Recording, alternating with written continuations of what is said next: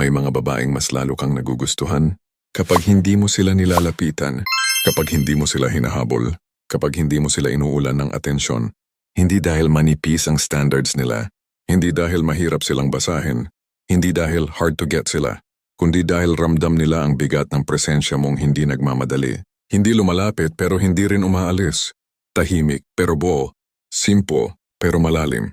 At kapag naramdaman yun ng isang babae, dun siya nagsisimulang mahumaling. Bago natin simulan, nais kong magpasalamat sa mga loyal kong subscribers sa patuloy na pagsuporta sa aking channel.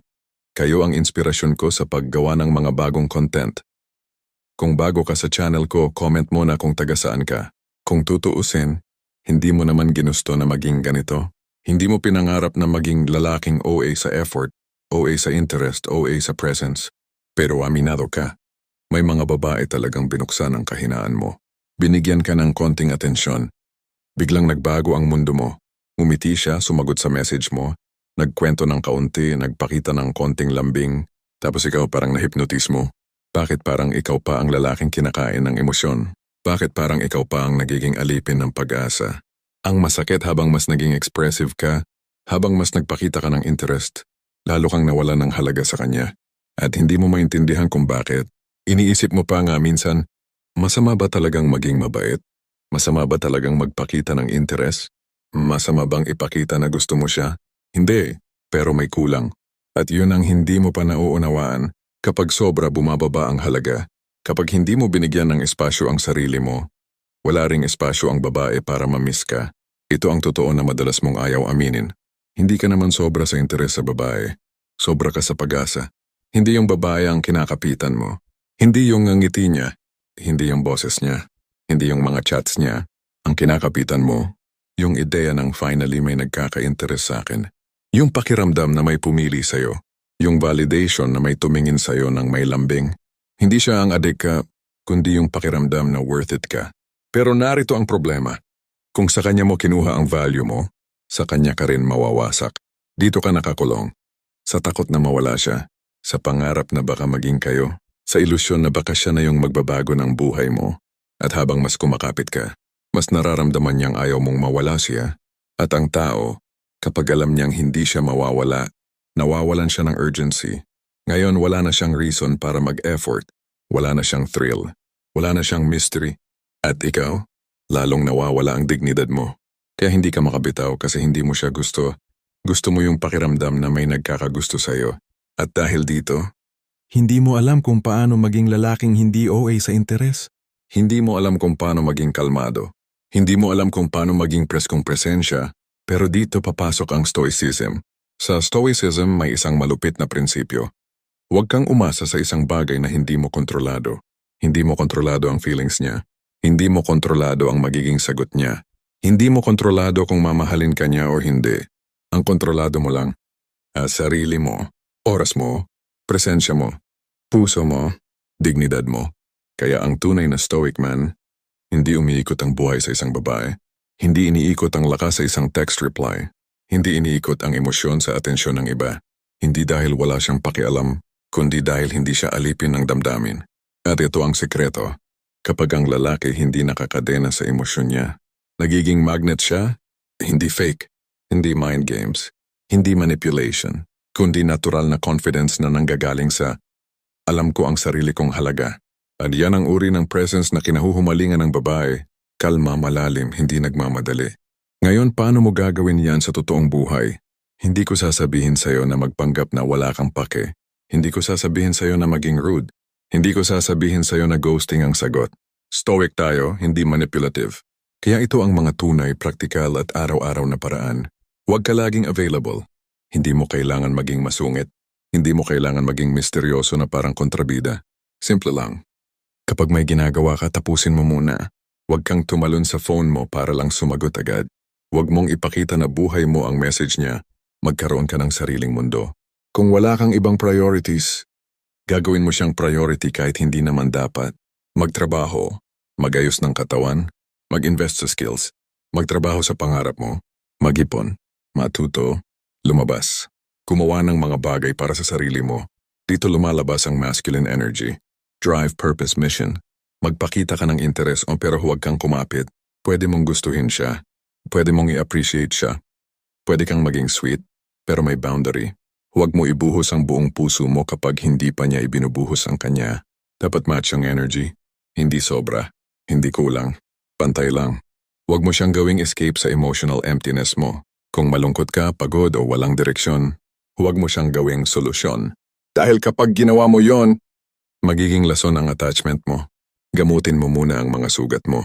Iayos mo muna ang sarili mo. Ayusin ang buhay mo. Ayusin ang disiplina mo. Babae ang papasok sa buhay mo, hindi gagawa ng buhay mo. Ang mahalaga may kalmadong presence ka. Yung hindi nagmamadali, yung hindi sabik, yung hindi needy, yung hindi nagbebeg. Yung lalaking may aura ng, gusto kita, pero kung hindi ako para sa'yo, tatanggapin ko, hindi ako mawawala. Ito ang pinaka-powerful na presence ng lalaki. Pero teka, bago mo isipin na, ay sige, hindi na ako magpapakita ng interest para habulin niya ako. Stop. Dito maraming lalaking naliligaw. Ang stoicism ay hindi larong pambata. Hindi mo ito ginagamit para mang-manipulate. Hindi mo ito ginagamit para paibigin ang babae. Hindi mo ito ginagamit para maging kontrabida sa emosyon niya.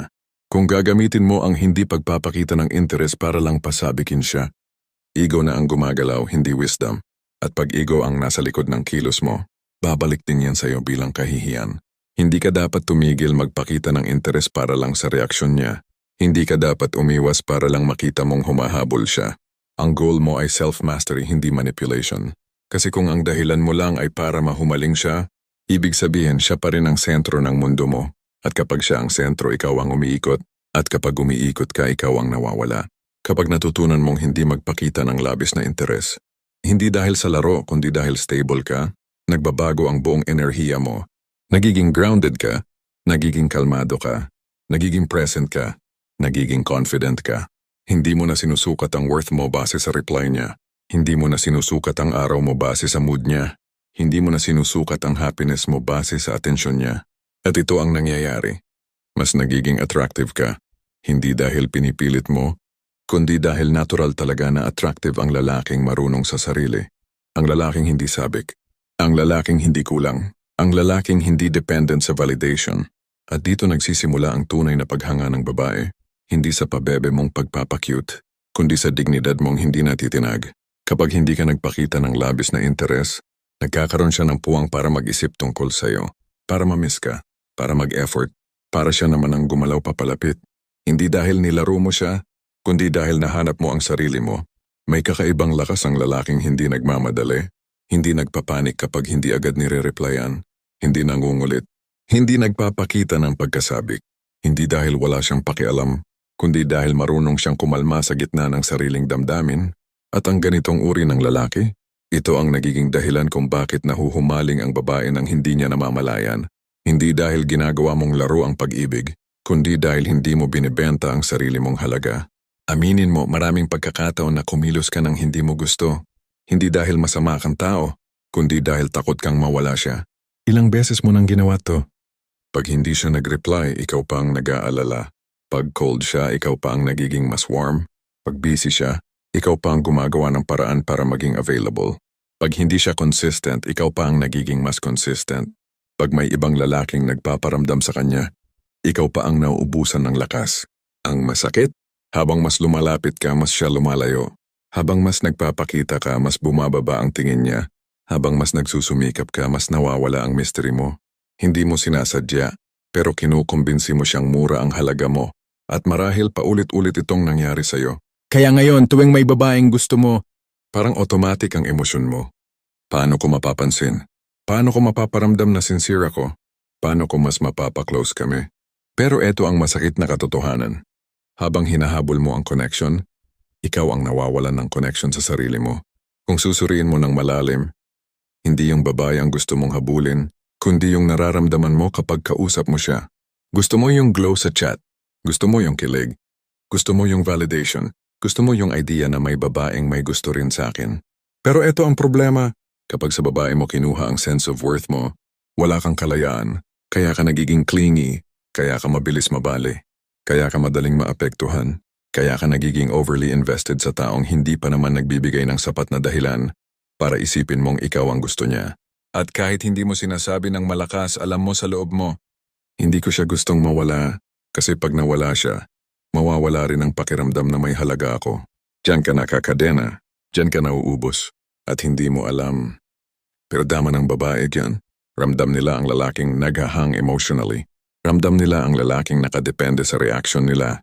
Ramdam nila ang lalaking may takot sa pagkawala. At ang fear na yan ang pinakamatindi nilang naamoy. At pag naamoy nila yon, hindi sila nagiging mean, pero unti-unti silang nawawalan ng attraction. Hindi dahil masama sila, kundi dahil nature. Ang babae ay na-attract sa lalaking grounded, hindi sa lalaking nakaangkla sa emosyon niya. Sa Stoicism, may pinakamalakas na aral tungkol dito. Ang tunay na lakas ay makikita sa taong hindi dinidiktahan ng kanyang damdamin. Hindi ibig sabihin walang emosyon. Hindi ibig sabihin walang nararamdaman. Ibig sabihin, marunong maglagay ng distansya ang isip sa emosyon, at dito pumapasok ang power ng hindi pagpapakita ng labis na interes. Hindi dahil you're being cold, kundi dahil hindi mo hinahayaan ang sarili mong maging dependent. Kapag hindi ka dependent, hindi ka needy, hindi ka impulsive, hindi ka reactive, hindi ka sabik, hindi ka nauubos, kalmado ka, present ka, may sariling center ka, at ang lalaking may sariling center, mas malakas ang dating, mas may laman ang aura, mas may lalim, mas may confidence na hindi plastic, hindi siya nagpapakita ng interes ng sobra, kasi hindi niya kailangan ng kapalit, hindi siya naghahabol, kasi hindi niya tinitingnan ang babae bilang source ng worth. At dito nagsisimulang mahumaling ang babae. Ngayon bababa tayo sa pinaka-praktikal na bahagi. Paano mamuhay bilang lalaking hindi OA sa interes, pero hindi rin manhid, hindi rude, hindi playing games? Ito totoong stoic, hindi toxic. 1. Magbigay ng atensyon pero hindi buong oras. Kung may conversation kayo, makipag-usap. Pero kapag busy ka, huwag mong pilitin. Huwag mong iwan ang buhay mo para lang maging present sa kanya 24/7. Ang lalaking may direction at may priorities, yan ang lalaking may value. 2. I-manage ang emotional impulses mo. Pag hindi siya nag-reply agad, huwag ka sumabog ng thoughts. Huwag mag-overthink. Huwag mag-send ng "Are you okay?" after 10 minutes. Huwag magpahiwatig na nababahala ka. Ibaling mo ang isip mo sa ginagawa mo. Ibalik ang awareness sa katawan mo. Hinga. Maglakad. Magbasa. Trabaho. Gym. Shower. Journal. Ito ang ginagawa ng Stoics. Hindi nila nilalabanan ang emosyon, pinapadaan lang nila. 3. Magpakatotoo pero huwag magpakulong. Pwede mong sabihin na interested ka. Pwede mong ipakita na gusto mo siya, pero hindi mo kailangan ipakita na kailangan mo siya. 4. I-match mo lang ang energy niya, huwag mong i-lead by desperation. Kung sweet siya, be sweet in a masculine way. Kung cold siya, remain calm, don't chase. Kung busy siya, respect her time without begging for attention. Kung may distance siya, observe, huwag mong habulin. The Stoic path is not passive. It's calculated calmness. 5. Harapin ang buhay mo bilang mission-first na lalaki. Ito ang pinaka-attractive trait ng lalaki. May direction. May purpose. May routine. May disiplina. Hindi iyong babae ang bumubuo sa araw mo. Hindi iyong babae ang bumubuo sa identity mo. Nagbibigay ka ng panahon. Pero hindi mo ibinibigay ang buong sarili mo sa hindi pa naman kayo. Ang presensya mo ay regalo, hindi requirement. Huwag ka mag-react sa maliliit na bagay. Kapag may menong nag-comment sa post niya, huwag mag-freak out. Kapag may lumandi sa kanya sa comment section, huwag bigyan ng meaning. Kapag hindi agad nag-reply, huwag ka mag-assume. Kapag nagbago ang vibe niya sa araw na iyon, huwag ka magpadrama. Mas nagiging attractive ang lalaki kapag kalmado. Hindi dahil nagpapaka-alpha ka, kundi dahil marunong kang magpakalalaki sa harap ng emosyon. 7. Slow presence, steady warmth. Ito ang golden formula. Dahan-dahang presensya pero consistent. Warmth na may hangganan, hindi umaapaw. Approach na may dignity, hindi desperation. Hindi ka invisible. Hindi ka clingy. Nasa gitna ka. At dito nababaliw ang babae.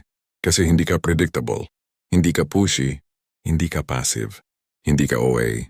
Ikaw yung tamang timpla ng gusto kita. Pero hindi ako mawawasak pag hindi mo ako gusto. Pero ito ang mahalagang babala. Kapag ginagawa mo ito para lang habulin ka niya, hindi ka stoic, manipulator ka. At babagsak ka rin, guaranteed. Bakit?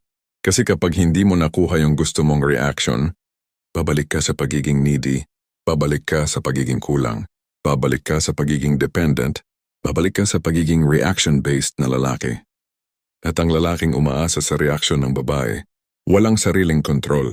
Kung ang goal mo ay pasabikin siya at paibigin siya gamit ang controlled interest, ibig sabihin, ego mo pa rin ang mas importante.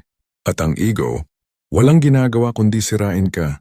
Kung gagawin mo ang path na ito, gawin mo dahil may respeto ka sa sarili mo, may direksyon ka, may dignity ka, may identity ka kahit wala siya. Hindi dahil gusto mong makita ang reaksyon niya.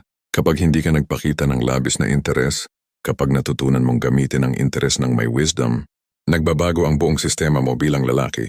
Ito ang nagiging resulta. Hindi ka na natatakot mawalan. Dahil alam mong hindi mo kontrolado ang tao, pero kontrolado mo ang sarili mo. Mas lumalalim ang mukha mo sa mata ng babae. Hindi dahil mysterious ka, kundi dahil hindi ka desperate. Nagiging mas meaningful ang connection. Hindi mo binabahan ng emosyon ang dinamika. Hinahayaan mo iyong huminga, lumago at maging natural. Nagiging mas masculine ang presensya mo. Hindi dahil alpha talk, hindi dahil machismo, kundi dahil kalmado ka. At ang kalmadong lalaki ay pambihira. Ikaw mismo ang nagkakaroon ng freedom. Hindi ka todo isip sa reply niya. Hindi ka todo overthink sa mga ginagawa niya. Hindi ka todo asa sa attention niya. Napapalaya mo ang isip mo. At ironically, dito siya mas na-attract kasi ang babae na-attract sa lalaking hindi umaasa sa kanya para mabuo. Ang lalaking may sariling mundo ay lalaking gusto niyang maging parte ng mundo niya. Ang lalaking hindi nagpakita ng labis na interes ay lalaking unti-unti niyang gugustuhing habulin. Hindi mo kailangang sumigaw para marinig. Hindi mo kailangang maghabol para pansinin. Hindi mo kailangang magpilit para mahalin.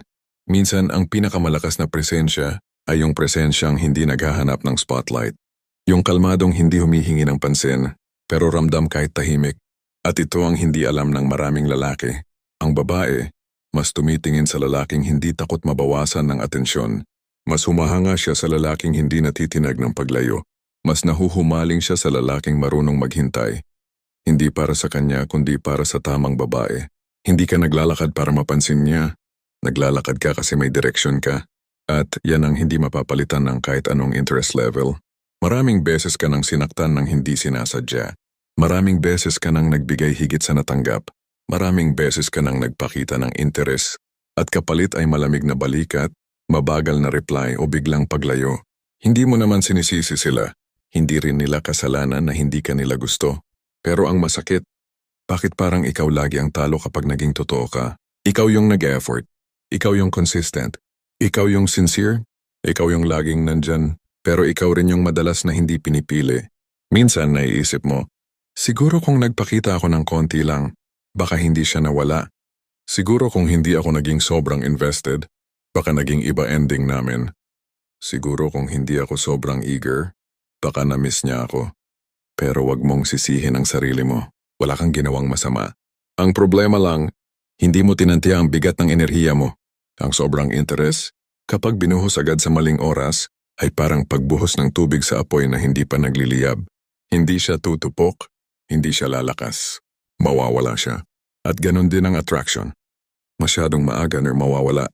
Dito tayo lalalim. Hindi ka naman lubos na nasasaktan dahil sa babae.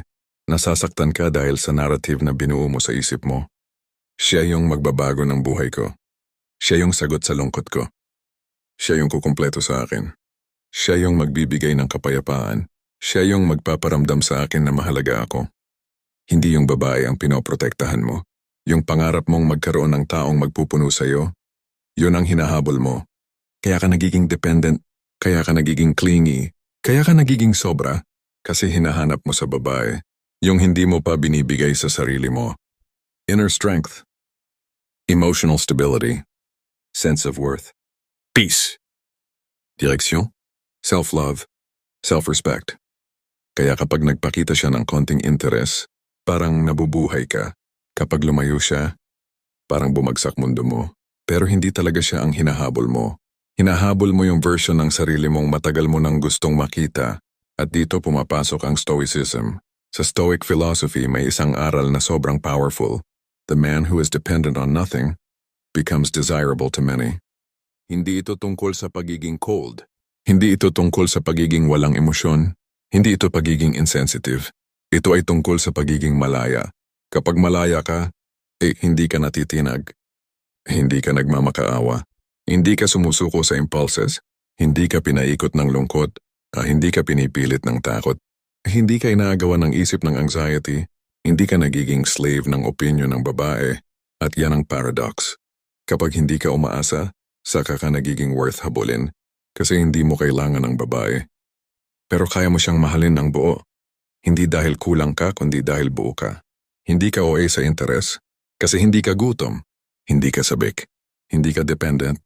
Kapag grounded ka, nagiging automatic ang attractive aura mo. Ngayong malinaw na ang prinsipyo, ito ang tunay at praktikal na paraan para maging lalaking hindi OA sa interes. At dahil doon, nagiging magnetic ang presensya mo. 1. Slow down your intentions. Hindi mo kailangang ibigay agad ang buong interest mo.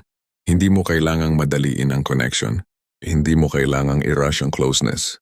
Hinay-hinay, steady, may pacing. Hindi ka nagmamadali kasi hindi ka desperado. Show interest with boundaries.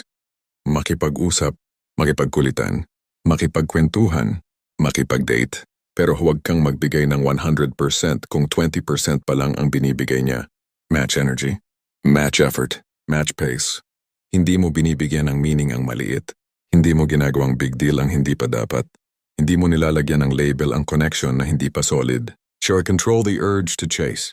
Pag hindi nag-reply agad, kalma. Pag busy, hayaan mo. Pag may space, respetuhin mo. Pag hindi siya consistent today, don't spiral. Pag may ibang lalaking nag-comment, huwag mong gawing battle.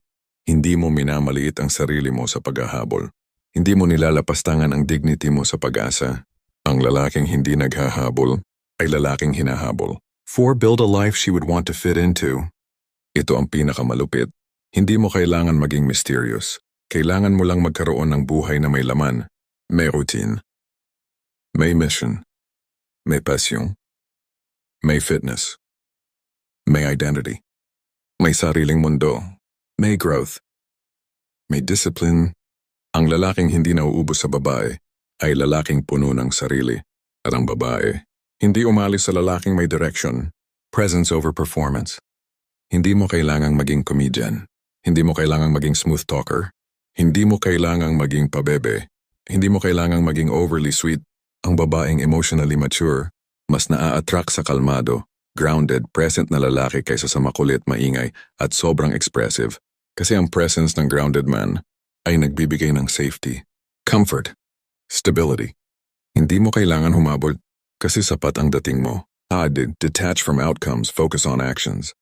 Hindi mo kontrolado kung magkakagusto ba siya. Hindi mo rin kontrolado kung mananatili ba siya. Hindi mo rin kontrolado kung ikaw ang pipiliin niya.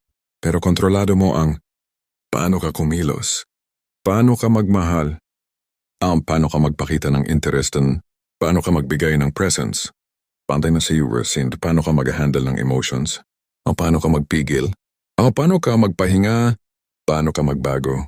Once you detach from outcomes, nagiging malaya ka. At ang malayang lalaki, hindi takot.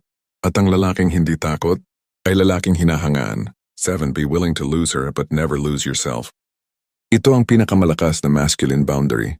Kung aalis siya, hahayaan mo. Kung mawawala siya, tatanggapin mo. Kung pipiliin niya ang iba, magpapahinga ka at babangon ulit.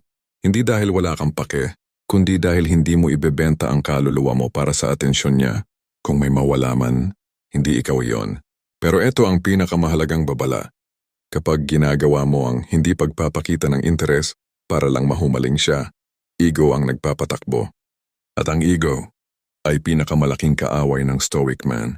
Kapag ego ang goal, masisira ang pacing mo, magiging reactive ka, magtatampo ka kapag hindi siya humahabol, magiging manipulative ka, magiging pa-fall ka, magiging cold sa maling paraan, magiging defensive ka kapag hindi niya binigay ang gusto mo, magmumukha kang insecure kahit nagastang aloof.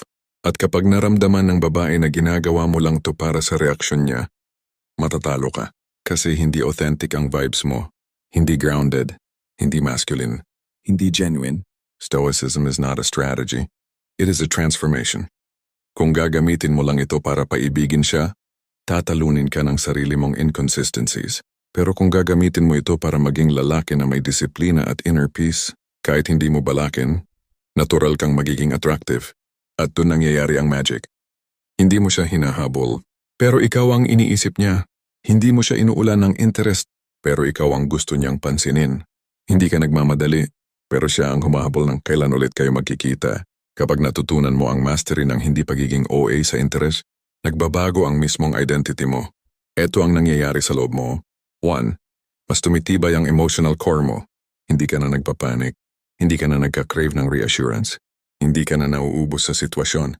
2. Nagiging grounded ang presence mo. May bigat ka na. May lalim ka na. May maturity ka na. Hindi ka na madaling mabasa. Hindi dahil mysterious ka, kundi dahil kumalmado ka na. 3. Mas tumataas ang respect na nakukuha mo. Hindi ka na nice guy. Hindi ka na available na parang 7-Eleven. Hindi ka na backup option. Hindi ka na emotional pawn. Nagiging choice ka. Hindi convenience. 4. Nagiging natural ang attraction sa'yo. Hindi ka nagpi-please. Hindi ka nagpapakitang sobra. Hindi ka nag-overthink kung gusto ka ba niya. Ikaw mismo ang aura mo ang nagiging dahilan kung bakit siya naaakit. 5. Nagiging mas maganda ang relationship dynamics mo. Dahil hindi ka clingy. Nagiging healthy ang space. Nagiging mas exciting ang connection. Nagiging mas genuine ang bonding.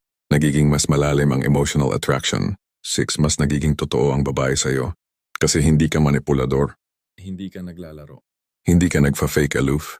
Ikaw ay lalaking marunong mag-hold back. Hindi dahil nagtatago ka, kundi dahil hindi ka desperado. 7. Ikaw mismo ang nagiging lalaki na hindi mapapalitan. Hindi dahil mayabang ka. Hindi dahil nagmamagaling ka. Hindi dahil high value ka sa words. Kundi dahil high value ka sa actions, sa self-respect, sa presence, sa discipline, sa kalmadong puso. Ito ang lalaking hindi nilalaro. Ito ang lalaking hindi pinapalitan. Ito ang lalaking hinahabol. Hindi dahil pinilit mo, kundi dahil pinili mo ang sarili mo. Kung nakarelate ka sa video na ito, ibig sabihin may parte ng sarili mo na handa ng magbago, handa ng maging grounded, handa ng maging kalmado, handa ng maging lalaki na hindi pinapaikot ng emosyon, kundi marunong magmahal ng may dignity. Kung may natutunan ka sa video na ito, comment mo ang salitang tahimik pero malalim. Salamat sa panonood.